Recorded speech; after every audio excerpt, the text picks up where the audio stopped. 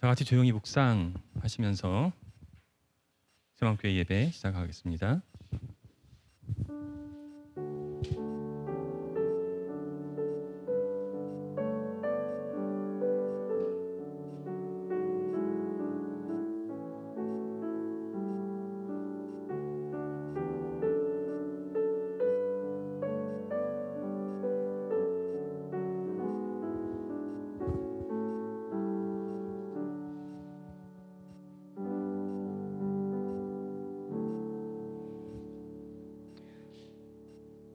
주 안에서 귀한 형제자매들을 대면하여 볼 수 있음에 감사드립니다. 함께 모여드리는 이 예배 기쁨으로 받아주시고 주님 주시는 은혜가 풍성한 시간 되기를 원합니다. 예수님 이름으로 기도드립니다. 다 같이 일어나셔서 310장 찬송 같이 하시겠습니다.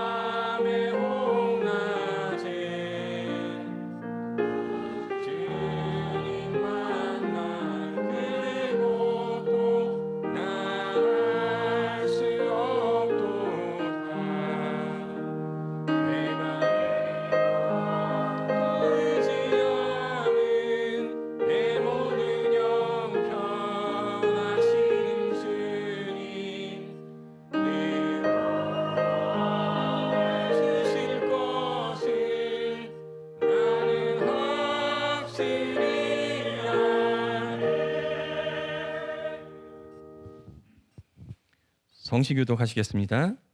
교독문 38번입니다. 앞에 PPT 보시면서 같이 하시겠습니다. 지존자여 시편군과 비파와 수금으로 여호와께 감사하며 주의 이름을 찬양하고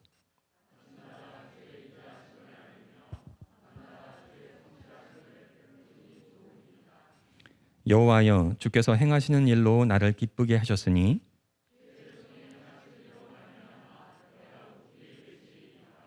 의인은 종려나무같이 번성하며 레바논의 백향목같이 성장하리로다.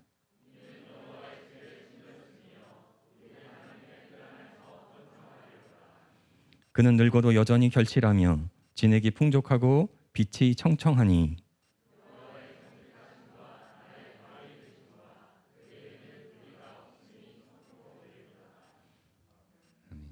자리에 앉아주시기 바랍니다. 다음은 이원혁 형제 나오셔서 우리를 대표해서 기도해 주시겠습니다.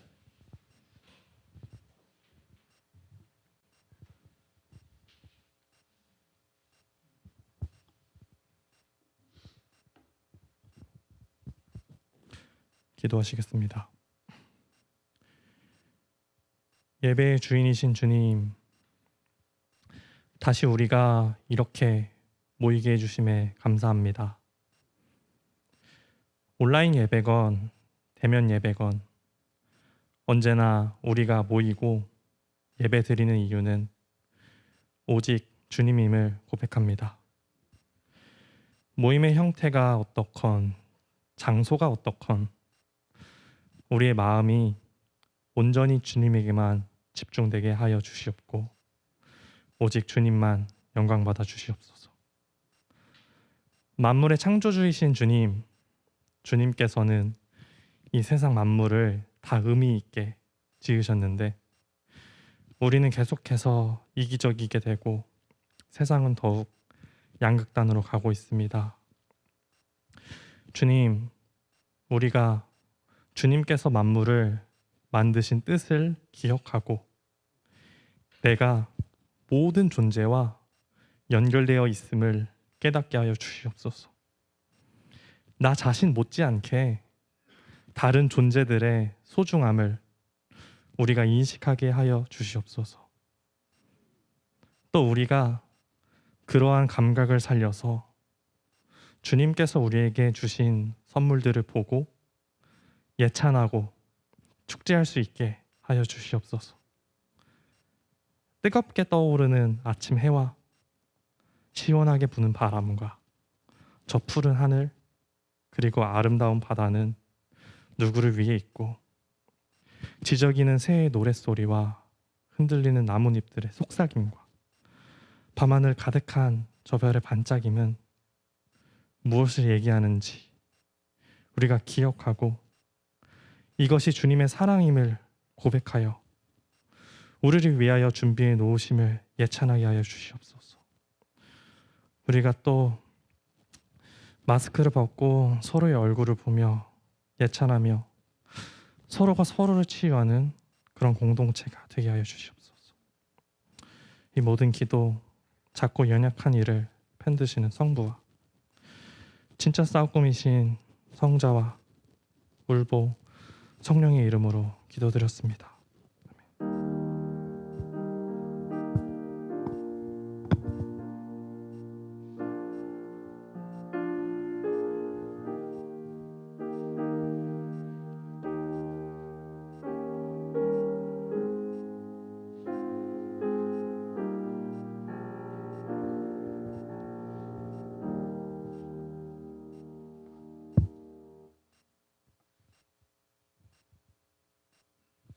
다 같이 일어나셔서 우리 봉헌송 같이 찬양하겠습니다.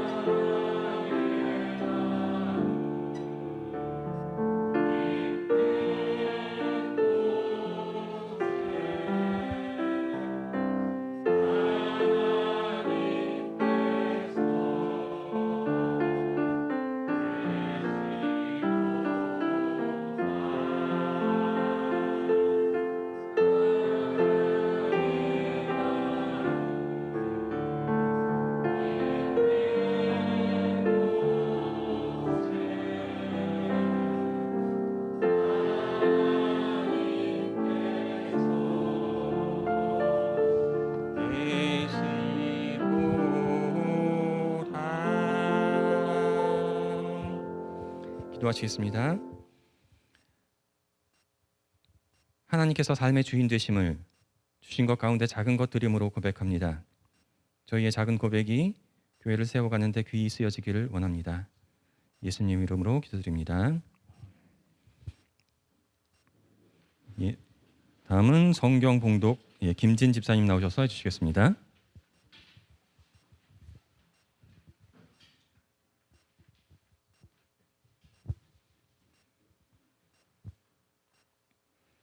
성경 봉독하겠습니다. 어린 사무엘이 엘리 곁에서 주님을 섬기고 있을 때이다. 그때에는 주님께서 말씀을 해주시는 일이 드물었고 환상도 자주 나타나지 않았다. 어느 날 밤 엘리가 잠자리에 누워 있을 때였다. 그는 이미 눈이 어두워져서 잘 볼 수가 없었다. 사무엘은 하나님의 궤가 있는 주님의 성전에서 잠자리에 누워 있었다. 이른 새벽 하나님의 등불이 아직 환하게 밝혀져 있을 때에 주님께서 사무엘아 사무엘아 하고 부르셨다. 그는 제가 여기 있습니다 하고 대답하고서 곧 엘리에게 달려가서 부르셨습니까? 제가 여기 왔습니다 하고 말하였다.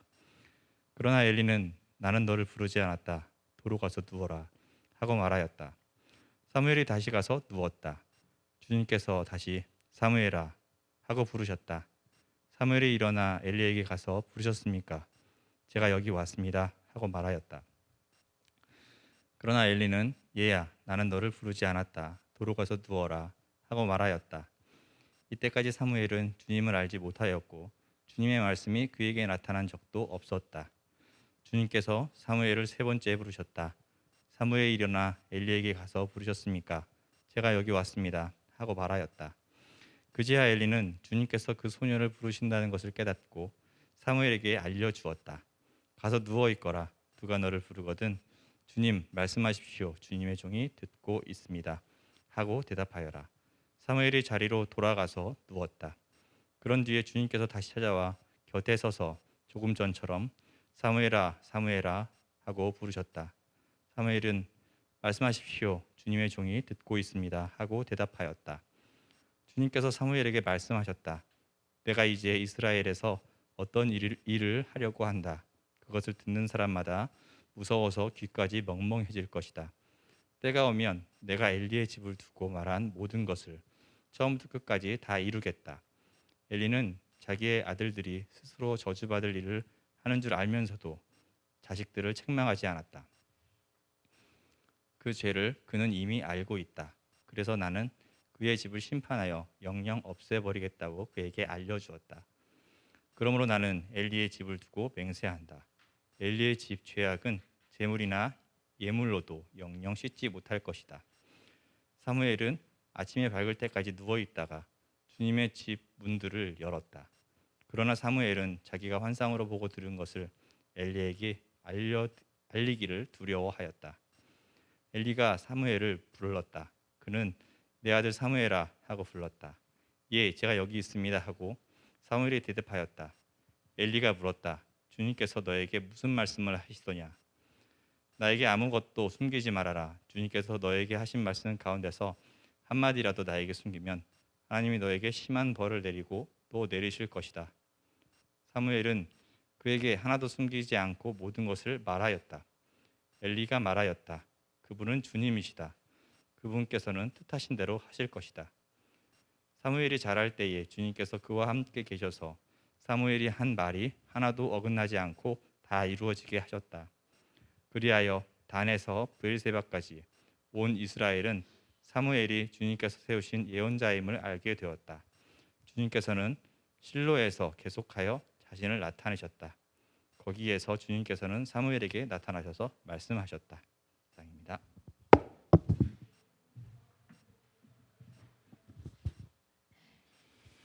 네, 이 시간 새맘의 노래 시간입니다. 2022년도 운영위원들 나오셔서 특송해 주시겠습니다.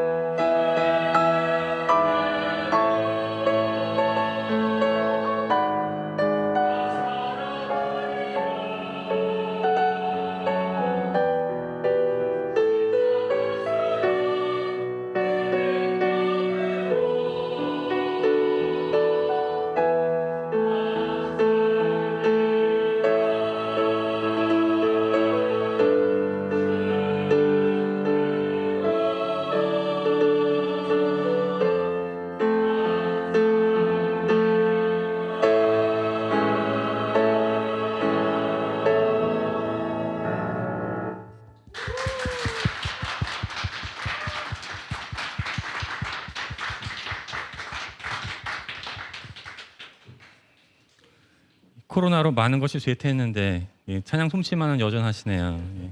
자, 은혜로운 찬양 감사드립니다. 예, 오늘 말씀은 예, 박득훈 목사님 나오셔서 해주시겠는데요. 이게 대면으로 또 박 목사님 설교 듣는 게 정말 오랜만인 것 같습니다. 나오실 때 우리 환영의 박수로 환영해 주시죠.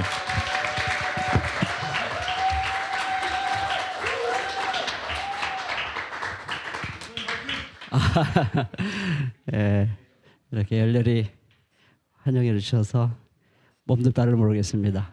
너무 고맙고 또 너무 감사합니다. 앉아서 함께 예배를 드리는데 온라인으로 예배 드리는 거고 이렇게 대면으로 예배 드리는 거고는 비교 불가. 이건 비교가 안 되는 거구나 하는 것을 새삼 느끼게 됩니다. 사회자의 말 한마디 한마디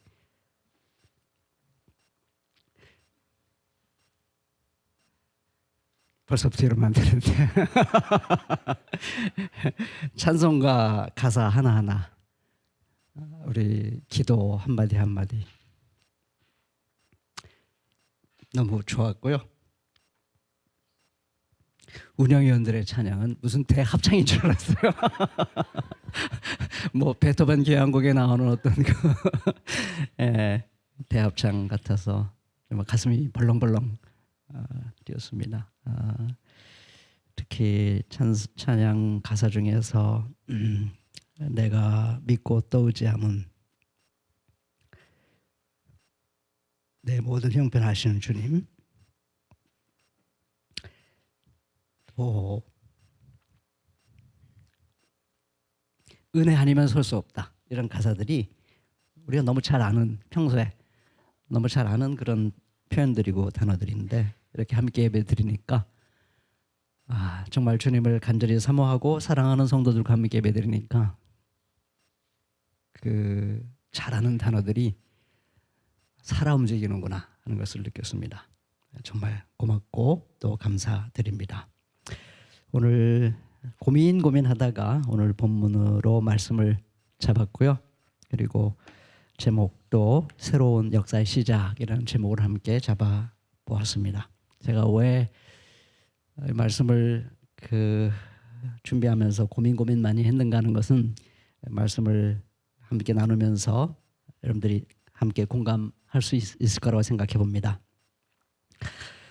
제가 옛날부터 설교했던 것들을 버리지 않고 이사 다닐 때마다 다 끌고 다녔어요. 근데 제 책상 바로 그 옆에 옛날 설교집이 있어서 한번 좀 사무엘서를 제가 옛날에 한번 전한 기억이 나거든요. 그래서 한번 옛날엔 내가 어떻게 전했지라고 좀 궁금해져서 이렇게 한번 뒤져봤어요. 20여 년 전에 그 설교 노트인데 그때는 타이프라이팅 한 게 타이프로 친 게 아니라 직접 글로 썼죠. 손으로 썼죠. 손으로 쓴 걸 보니까 훨씬 좋더라고요. 이렇게 막 타이프라이팅 하는 것보다 훨씬 좋게 느껴졌습니다. 거기에 눈에 띄는 문장 하나가 있었습니다. 역경을 이겨내는 사람이 100이라면 번영을 이겨내는 사람은 하나다라는 말입니다. 눈에 번쩍 띄었어요. 알고 보니까 그게 19세기 스코틀랜드의 저명한 역사학자이자 평론가인 토머스 칼라일이라는 분이 남긴 명언입니다. 영웅숭배론의 서론에 나오는 얘기라고 하는데요. 칼라일에 대해서는 평가가 다양하게 있습니다. 제가 칼라일의 인물평을 하려고 하는 건 아니고요. 그것과 관계없이 이 말 한마디가 정말 제 가슴 깊이 와 닿았습니다.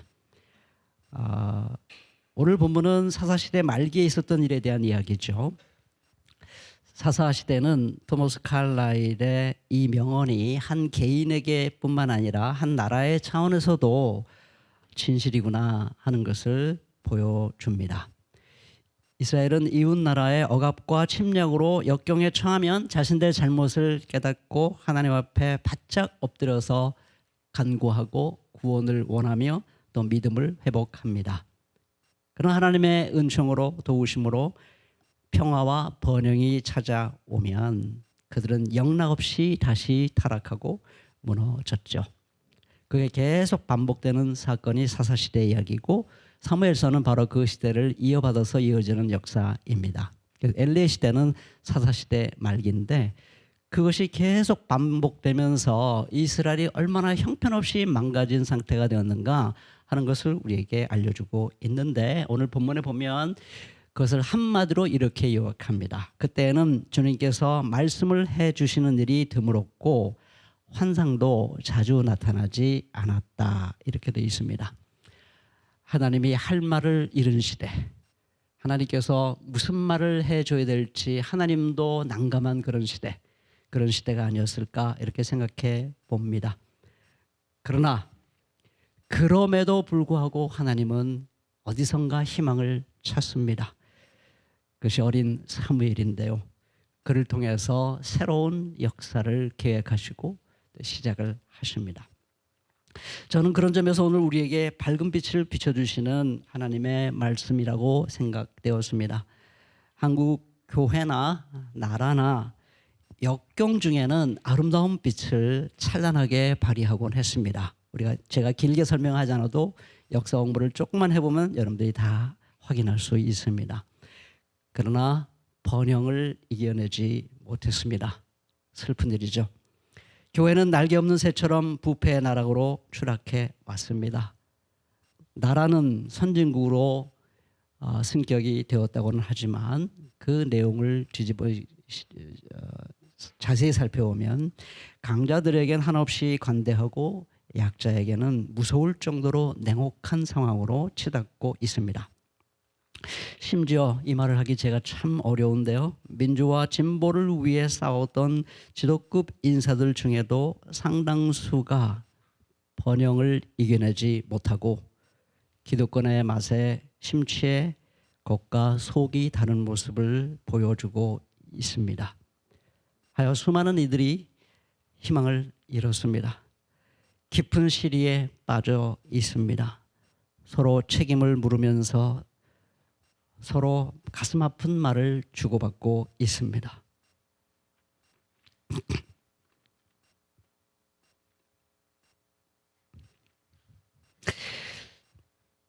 이런 상황에서 어떻게 새로운 역사가 시작될 수 있을까요? 저는 오늘 말씀에서 그 해답의 단초를 찾아보려고 합니다. 먼저 하나님께서 할 말을 잃은 시대를 살펴보죠. 1절 말씀을 일부를 다시 인용합니다.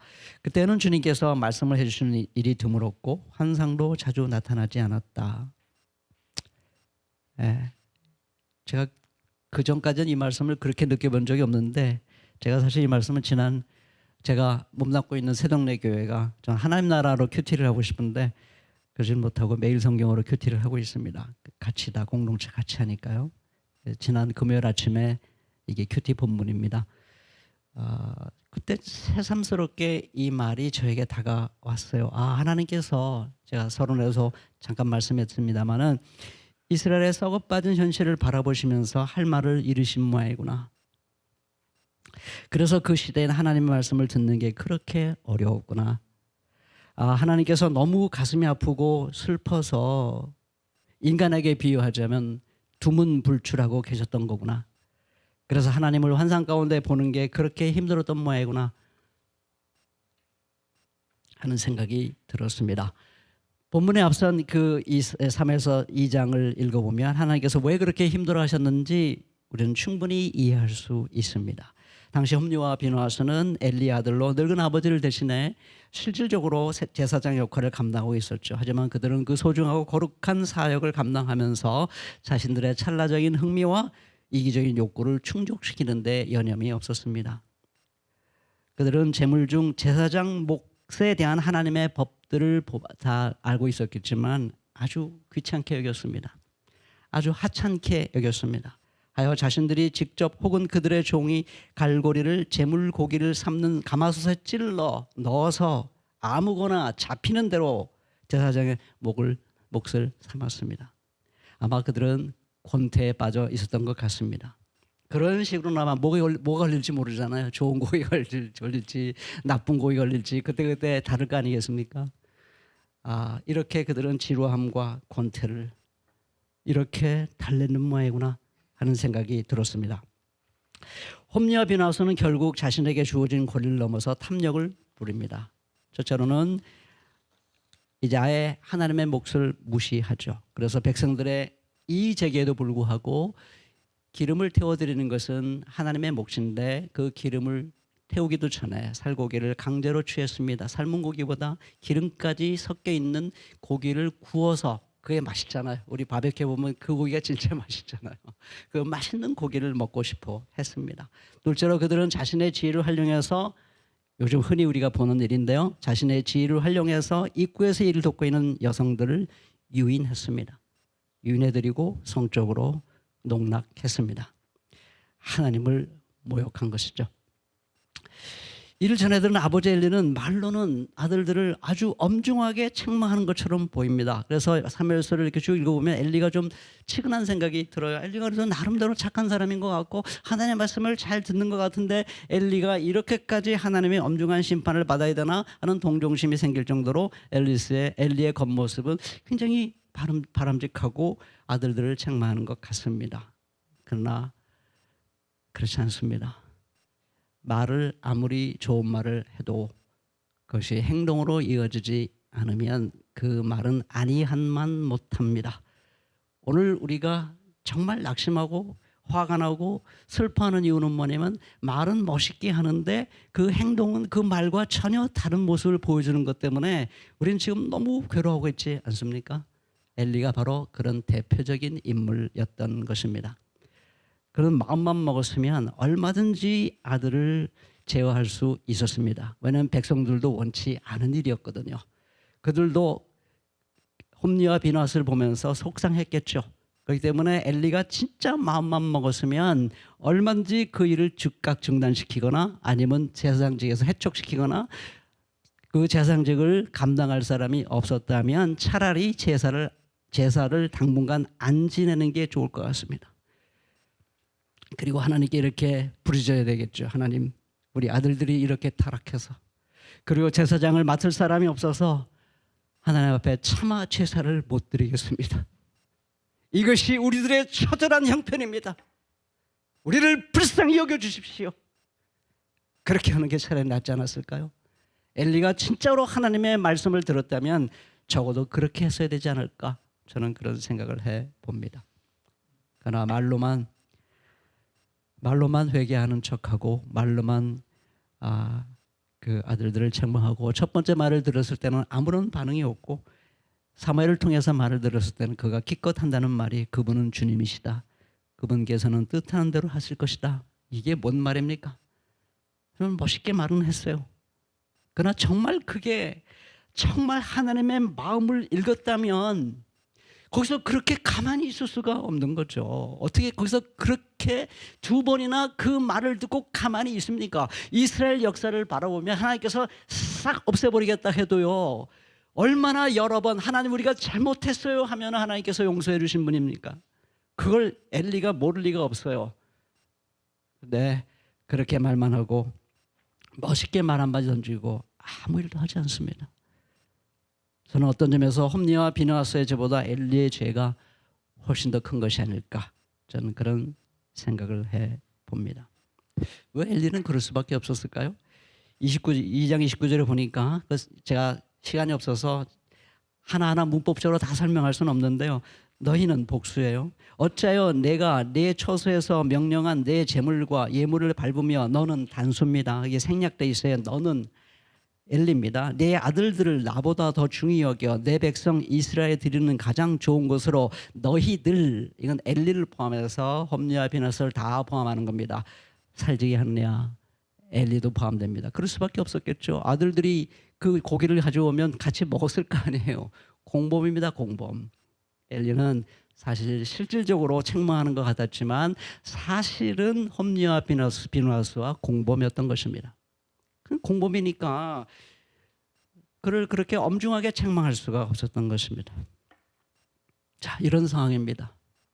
이런 상황을 하나님이 지금 바라보고 계십니다. 하나님께서 할 말을 잃으신 거죠. 내가 무슨 말을 하랴? 내가 그들에게 나타난들 그들이 나에게 주목이나 할까? 내가 그들에게 나타나면 무슨 소용이 있으랴? 저는 것이 하나님의 마음이었을 거라고 생각합니다.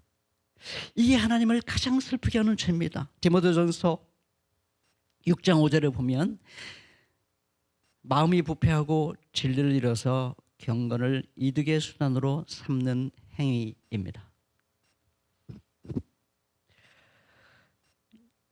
이런 상태가 아주 결정적으로 드러난 것은 사실 4장에 나옵니다. 블레셋 군이 침략해 와서 싸웠는데 4,000명이 죽었잖아요. 장로들이 아이디어를 내죠. 우리가 여호와께를 우리 진영의 한 중간에 딱 모셔드리면 우리가 이길 수 있고 하나님이 우리를 도와주실 거야 하고 그 언약궤를 자기들의 군대에 진영의 한 가운데 딱 모셔둡니다. 이건 중세 때 십자군 전쟁을 하면서 십자가를 그 진영의 한 가운데 딱 번쩍번쩍하는 십자가를 놓은 거랑 너무 비슷한 상태입니다. 옛날 지금이나 뭐 비슷해요 하는 일이. 근데 더 놀라운 것은 홈리와 비너스가 그 주님의 언약궤를 이동하는 자리에 바로 그 곁에 같이 가고 있었어요. 같이 가고 있었어요. 홈리와 비너스가. 뭐 하자는 것입니까? 하나님 앞에 회개할 생각은 안 하고 주님의 교회를 이동하는데 그 옆에 딱 나는 제사장이야. 난 주님의 교회 하는데 같이 가고 있어. 그러니까 하나님께서 우리를 도와주셔서 승리하게 하실 거야. 이런 메시지를 보내고 있는 건 아닙니까?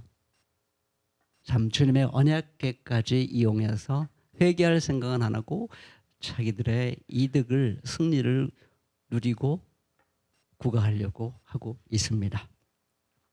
여러분 한국 교회, 한국 나라 제가 자세한 얘기는 하지 않겠습니다. 너무 비슷하지 않은가요? 교회에 대한 얘기 제가 일일이 다 할 필요가 없겠습니다. 오늘 이렇게 교회가 짓밟히고 조롱당하고 이제는 악플보다 더 무서운 게 뭐라고 그러죠? 무플이라고 그러죠. 이제 사람들이 교회에 대해서 평하는 것조차 이제는 싫은 것 같아요. 관심조차 잃어버리고 있는 것 같아요. 왜 이렇게 됐을까요? 겉으로 볼 때는 경건해 보이고 거룩해 보이는데 우리 오카는 목사님이 그랬잖아요. 2007년도에 평양 대부흥 100주년을 기념해서 그분이 사랑의 교회 원로 목사로서 한국교회를 대표해서 설교하셨잖아요. 그때 4대 교회를 얘기하면서 살았다는 이름은 가지고 있으나 죽었다 하는 그 얘기를 하시면서 한국교회가 거대하게 뭔가를 이룬 것 같은데 근데 죽었다는 것이죠. 왜? 하나님 말씀대로 살고 있지 않기 때문에 그렇게 외쳤어요. 그렇게 목 놓아 외쳤어요.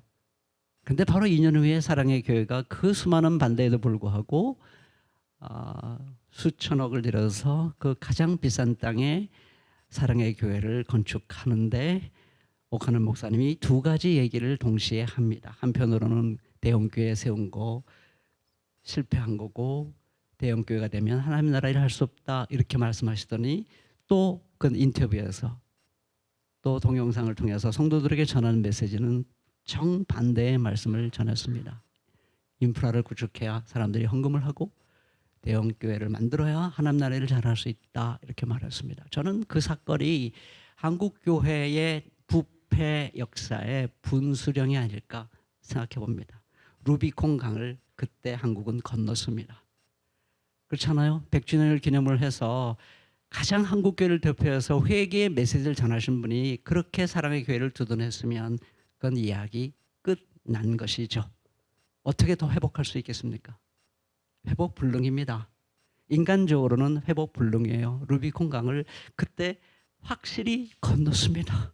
그게 2009년입니다. 그리고 그 다음에 돌아가셨죠.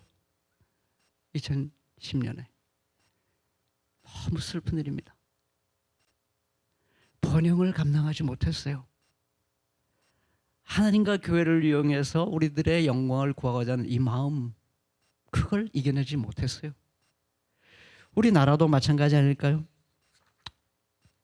역경은 잘 이겼습니다. 독재를 이겨냈어요. 수많은 사람들이 목숨을 걸었습니다. 자기 자신을 던졌어요. 민주화를 이뤘습니다. 그때 번영을 감당하지 못했습니다. 조국 사건이 그 핵심이죠. 이 얘기하면 여러분들 긴장되죠. 저 목사가 무슨 말을 하려고 조국의 이름을 꺼내나. 우리 교회 두쪽 날 텐데 아미 뜻을 달리하는 사람 벌써 나갔는데 저도 슬픕니다. 그 얘기하는 게. 그때 저는 아니라고 생각했어요. 저는 조국이 옳다고 생각지 않았습니다. 그에 대한 존경심도 사라졌습니다. 저에게도 깊은 상처가 있었습니다. 그런 거였어? 너무 상처를 깊이 받았습니다. 저 자신이. 그렇지만 저는 그래도 검찰 개혁을 반대하는 사람들이 그렇게 선택적 정의와 선택적 수사를 통해서 한 사람을 짓밟는 거 놔둬서는 안 된다는 마음이 더 컸어요. 그래서 저는 검찰 조국수 검찰 개혁, 조국수란 말은 참 듣기가 싫었습니다. 그러나 검찰 개혁이란 말에 마음을 합해서 현장에 여러 번 나갔습니다. 그때 저는 제가 잘 아는 후배이자 저와 한참 동안 뜻을 같이 하며 진보운동을 해왔던 한 정치학자에게 엄청나게 욕을 먹었습니다. 당신 같은 사람 때문에 하면서 제가 얼마나 욕을 먹었는지 모릅니다. 저도 처음에는 화가 났지만 그러나 가만히 생각해보니까 그 사람은 또 왜 그렇게 화가 났는지 저에 대해서 그것도 또한 충분히 이해가 됐습니다. 한국 사회는 지금 불행하게도 역사적으로 퇴행하고 있습니다. 자유라는 말, 지성주의라는 말 참 너무 슬픕니다. 참 좋은 단어들인데 자유와 지성과는 거리가 너무 먼 사람이 그런 얘기를 하면서 나라를 이끌어간다는 걸 생각해 볼 때 너무 슬프고 너무 숨이 막히려고 합니다. 어쩌다 이렇게 된 걸까요? 많은 이유가 있습니다. 우리 군중을 탓할 수도 있고 탓할 사람 찾자면 많이 있습니다. 그런데 저는 가장 핵심적인 것은 특히 한국 역사의 진보를 위해서 아파하고 역사의 진보를 위해서 외쳤고 나름대로 자기 삶을 던졌던 사람들이 가져야 될 가장 중요한 생각은 우리가 진보적이라는 사람이 위선자인 것이 드러났는데 그걸 처절하게 반성할 생각이 없구나. 이걸 국민들이 눈치채 버렸구나. 저는 여기에 모든 문제의 핵심이 있다고 저는 생각을 합니다. 제가 너무 도덕적 순결주의자처럼 말하고 있는지 모르겠습니다. 그렇게 욕먹어도 괜찮아요. 저는 도덕적 순결주의를 그렇게 이데올로기로 주장하는 사람은 아닙니다. 그러나 결국 나라의 향방은 국민들이 투표로 결정합니다. 국민들이 용납하지 않으면 용납하지 않은 겁니다. 모든 국민이 다 용납하지 않은 건 아니지만 결국 우리나라의 미래를 결정하는 그 그룹이 그들의 투표에 따라서 나라의 운명이 결정되는 그들이 아무리 소수라고 해도 결국 그들이 인정하지 않으면 나라의 진보는 불가능한 겁니다. 저는 이데올로기 때문에 이런 얘기하는 게 아니라 그것이 그냥 우리 국민들이 우리에게 외치는 것입니다. 마치 홈리와 비누아스가 그런 잘못을 할 때 그 평범한 사람들이 그건 아니잖아요 라고 항의했던 그 목소리입니다. 저는 그거를 하나님의 음성으로 들어야 된다. 저는 그렇게 생각합니다. 자, 이런 어두운 시대에 하나님은 그런 낙심만 하고 좌절만 하고 절망만 하고 두문불출만 하고 아무것도 안 하셨나? 하나님은 놀랍게도 희망을 쳤습니다. 그게 어리디 어린 사무엘입니다. 긴 얘기하지 않습니다. 저는 사무엘아 사무엘아 하는 오늘 제가 왜 이렇게 감정이 이 대면 예배를 드리니까 제 감정부터 제가 좀 추스려야 되겠습니다. 죄송합니다. 자꾸 이래서. 이건 그때 제가 그냥 이 금요일 날 큐티를 하면서 느낀 거였어요. 사무엘아 사무엘아 부르시는데 그 음성이 떨리는 음성으로 들리더라고요. 떨리는 음성. 사무엘아 사무엘아. 하나님이 얼마나 기다렸던 존재였을까? 하나님이 얼마나 말을 건네보고 싶은 사람이었을까? 하나님이 얼마나 만나보고 싶은 사람이었을까? 너무나 오래 기다렸기에 하나님은 떨리는 목소리로 사무엘아, 사무엘아 그렇게 부른 게 아닐까? 저는 그런 생각이 들었습니다. 그는 아직 어립니다. 그게 주님의 음성인지도 모릅니다. 그야말로 어린애예요. 주님의 음성을 들어본 적이 없어요. 어린애입니다. 우리는 어린아이들의 모든 것을 다 본받을 필요는 없습니다. 버릴 건 버려야 되죠. 그러나 왜 예수님께서 너희가 어린아이같이 하나님의 나라를 받들지 않으면 누구도 결코 단 한 사람도 하나님 나라에 들어갈 수 없다고 엄중하게 말씀하셨을까요? 그때 그 어린이들의 마음과 태도는 어른들이 잃어버린 것을 의미합니다.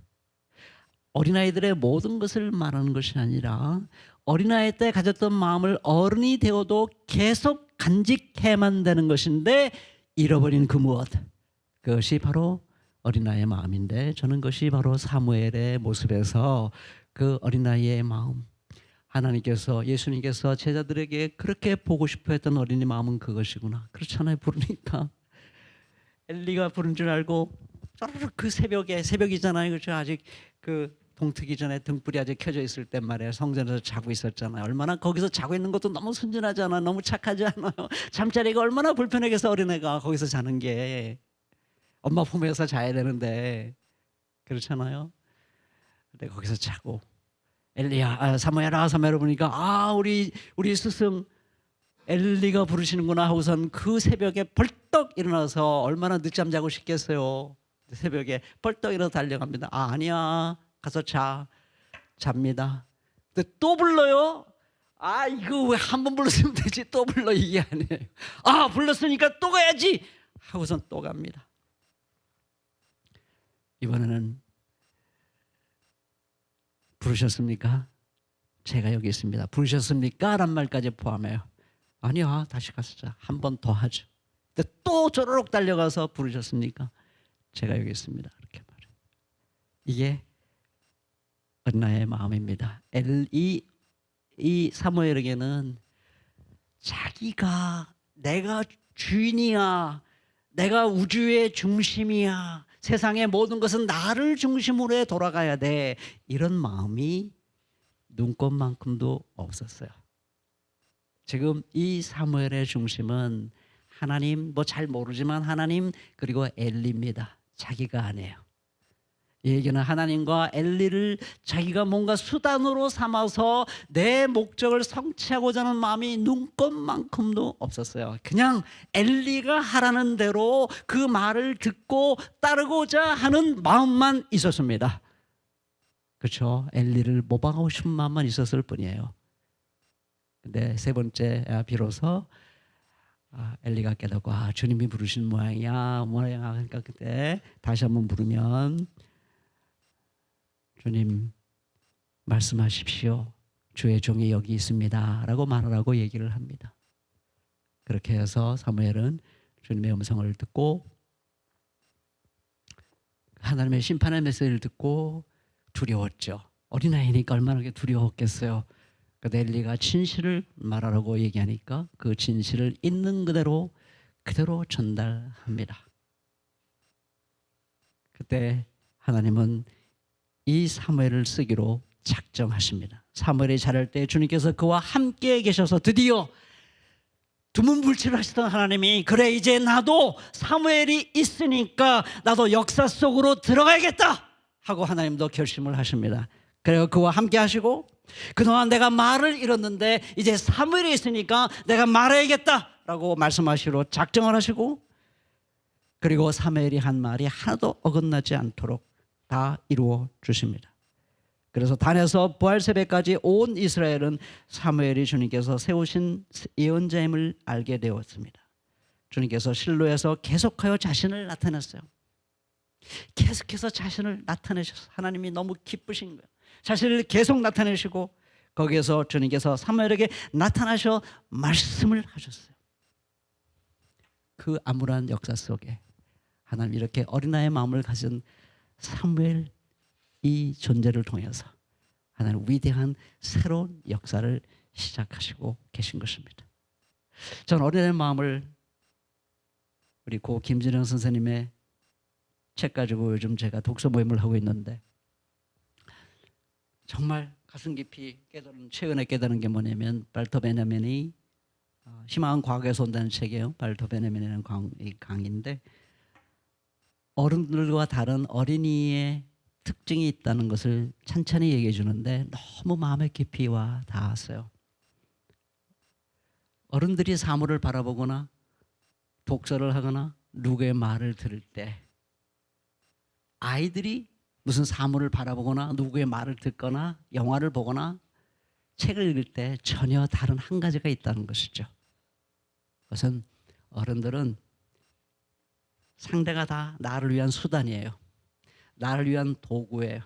내가 목적하고자 하는 바에 그 사람이 그것이 나에게 도움이 되나 안 되나 이거를 계산하고 상대를 한다는 것이죠. 근데 어린아이는 그렇지 않다는 거죠. 어린아이는 그런 마음이 없고요. 그냥 들으면 들은 대로, 보면 본 대로 자기가 그 사람의 대상이 돼주는 거지 내가 주인이 되고 그 사람을 나를 위한 도구로 삼지 않는다는 거죠. 그래서 장난감하고도 놀 때 자기도 똑같이 장난감이 사람이라고 생각하고 같이 놀고 말을 타면 우리 어른들은 말을 타고 어디를 빨리 가야지 하는 그 목적을 통해서 목적을 가지고 말을 타는데 말놀이를 한다면 이 아이는 그냥 말과 하나로 어우러져서 그냥 즐긴다는 것이죠. 그게 어른들과 아이들의 차이고 그것을 미메시스라는 표현을 하더라고요. 모방이라는 것. 그냥 아이들은 본받고 싶어 해요. 여러분 우리가 그거는 잃어버려서는 안 되는 부분이 있습니다. 결정적으로 하나님과의 관계에 있어서 진리와의 관계에 있어서 그 어린아이의 마음은 절대로 잃어버려서는 안 되는 것입니다. 그래서 예수님께서 요한복음 7장 17절에서 누구든지 하나님의 뜻을 행하려고 하는 사람은 내가 지금 말하고 있는 것이 지어낸 말인지 정말 하나님이 나에게 주셔서 우리에게 던지고 있는 진리의 말씀인지 너희들이 알 것이다 그랬어요. 하나님의 뜻을 행하려 한다는 게 뭡니까? 여러분 제가 청년 때 청년들이 내 짝이 누구죠? 라는 고민을 많이 하잖아요. 저도 고민을 했죠. 그때 하나님의 뜻 찾기 뭐 이런 책을 읽었는데 그때 제가 정말 가슴이 깊이 깨달은 거 있어요. 사람들이 보통 내 짝이 누구냐라고 하나님의 뜻을 찾을 때 어떻게 생각하냐면 하나님이 얘가 내게 맞는 사람이에요? 제가 내게 맞는 하나님의 뜻이 어디 있어요? 라고 묻는다는 거죠. 근데 하나님은 우리에게 뭐라고 묻느냐면 아니 그 전에 내가 너한테 약속받고 싶은 게 하나 있다. 내가 A를 주든지 B를 주든지 너는 받아들일 준비가 돼 있느냐? 안 웃으시네. 그거부터 내가 확인해보고 싶다 하는 글을 제가 읽었습니다. 그러니까 하나님의 뜻을 행한다는 말은 무슨 말이냐면요. 하나님의 말씀, 하나님의 뜻을 수단으로 삼지 않겠다는 거예요. 나의 이기적인 목적을 위해서 당신 말씀을 내가 이용해 먹지 않겠다는 결의입니다. 하나님은 사실 하나님은 우리를 향한 사랑의 진실성을 보여주셨잖아요. 특히 예수님 이후에는 하나님이 우리에게 무슨 명령을 할 때 그것은 결코 하나님이 독재자로 우리를 부려먹고 싶은 마음으로 하는 게 아니라 너희들을 정말 사랑해서다. 내가 목자로 왔는데 목자의 유일한 사명은 뭐냐? 양들이 생명을 얻고 그 생명을 더 풍성하게 얻게 하려고 왔는데 내가 바로 그래서 왔다. 사람들이 안 믿어. 잘 안 믿어요 그 말을. 이 지가 인간을 다 주무르면서 왕노릇 하려고 그러는 거 아니야? 독재자지. 어떻게 유일신을 믿으라고 해. 우린 그렇게 생각하잖아요. 근데 우리는 이제 하나님의 진정성을 우리는 부인할 수 없어요. 왜냐면 그런 예수님이 우리를 위해서 자기 생명을 던지셨잖아요. 그냥 죽임을 당하셨잖아요. 그냥 예수님은 우리를 수단으로 삼고 싶은 마음이 없어요. 그 자기를 죽이는 사람을 위해서 용서를 빌었잖아요. 어떻게 예수님은 우리를 수단으로 삼아서 하나님의 뭘 구하려고 그런 마음은 없어요. 하나님은 그냥 우리를 살리고 싶은 것뿐이에요. 우리에게 풍성한 삶을 주시고 싶은 것뿐이에요. 내 마음을 알아줄 수 없겠냐? 어떻게 해야 너희들이 내 이 속마음을 알 수 있겠느냐? 죽음을 알 수 있을까?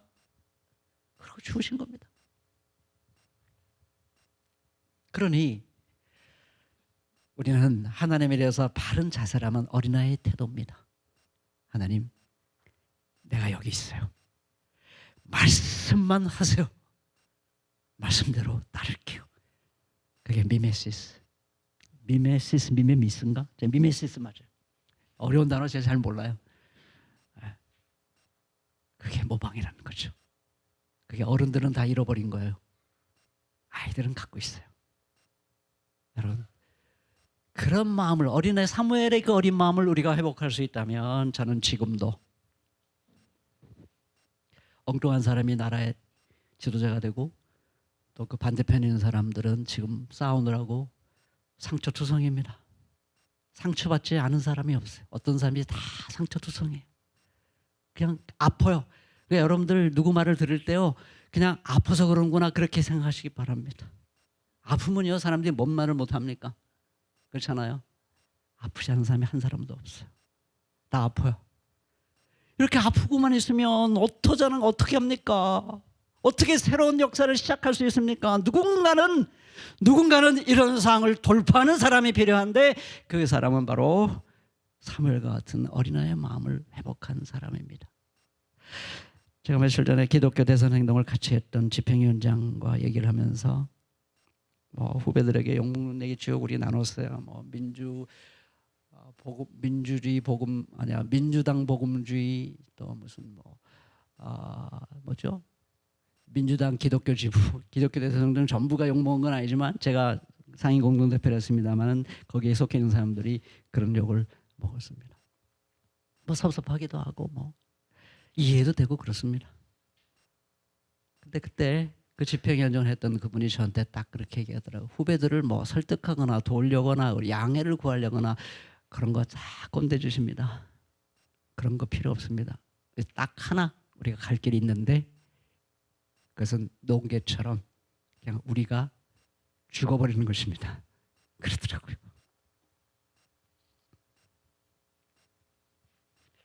저는 빛을 보았습니다. 그거구나. 맞아, 그거야. 그렇지, 그거야. 그러면 저는 희망이 있다고 생각합니다. 자, 우리 누구나 다 먼저 그런 생각을 할 수 있으면 얼마나 좋을까요? 우리 대중들을 탓할 필요가 없어요.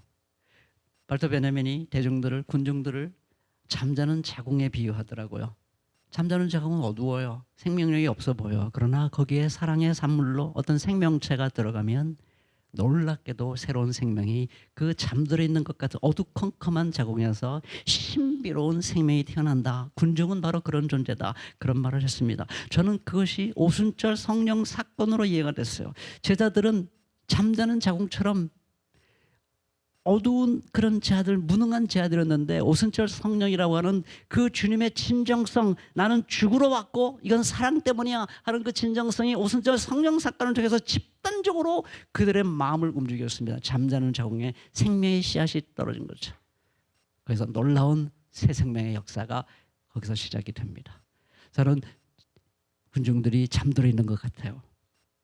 어떻게 그렇다고 해야지, 그렇다고 해도 그렇지, 그럴 수가 있어. 자세한 말은 제가 안 하겠습니다. 무슨 말인지 다 알아들었기 때문에. 아무리 그렇지, 바보야 너희들 진짜. 바보냐고. 그럴 필요 없으세요. 아니에요. 그들이 역사의 주인입니다. 그들은 잠자는 자궁이에요. 중요한 건 누군가 예수님처럼 거기에 사랑과 생명의 씨앗을 넣어주냐는 것입니다.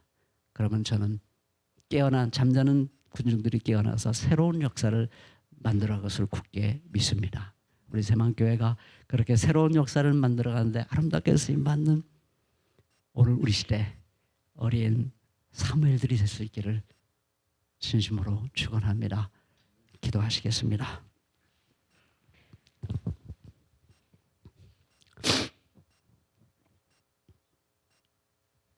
하나님, 우리가 어린 사무엘이 되고 싶습니다. 근데 안 되네요. 너무 어렵네요. 그래서 주님의 은혜가 그리워집니다. 모든 형편을 다 아시는 주님이 그립습니다.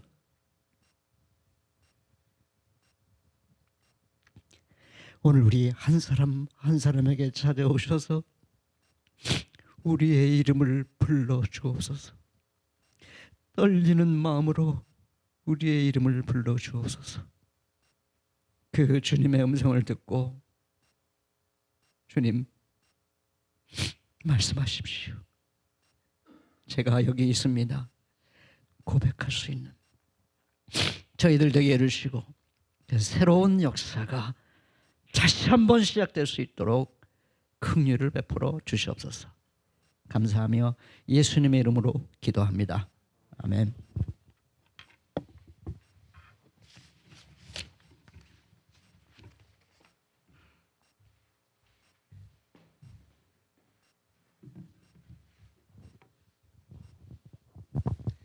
예, 함께하는 기도 하겠습니다.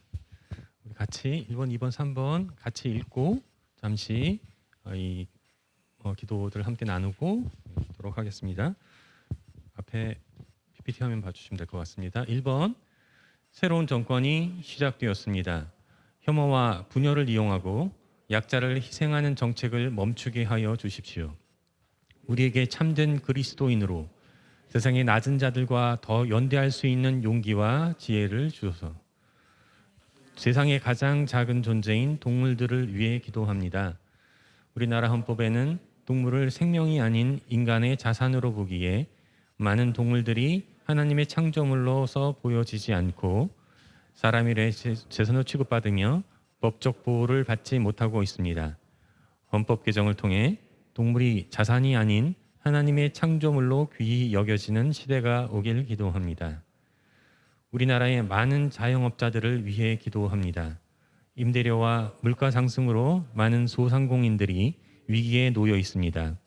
새로운 정부는 위기에 놓인 자영업자들을 보호하기 위해 많은 공약을 약속했지만 그 공약이 제대로 지켜질지 신뢰할 수 없는 상황입니다. 주님, 여러 가지 악조건 속에서 경제적 빈곤에 놓인 자영업자들이 어려운 시기를 작은 희망으로 버틸 수 있는 용기를 주세요. 함께 기도하시겠습니다.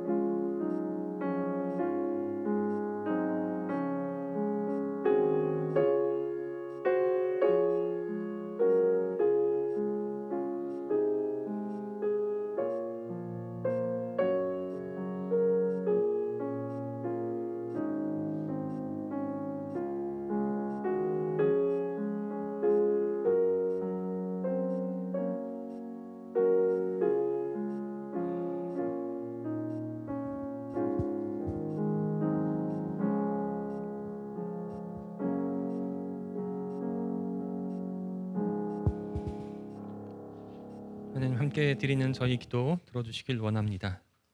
예수님 이름으로 기도드립니다. 네, 목도한 기도는 우리 주기도송 하늘에 계신 주기도문송으로 함께 하시면서 찬양드리겠습니다.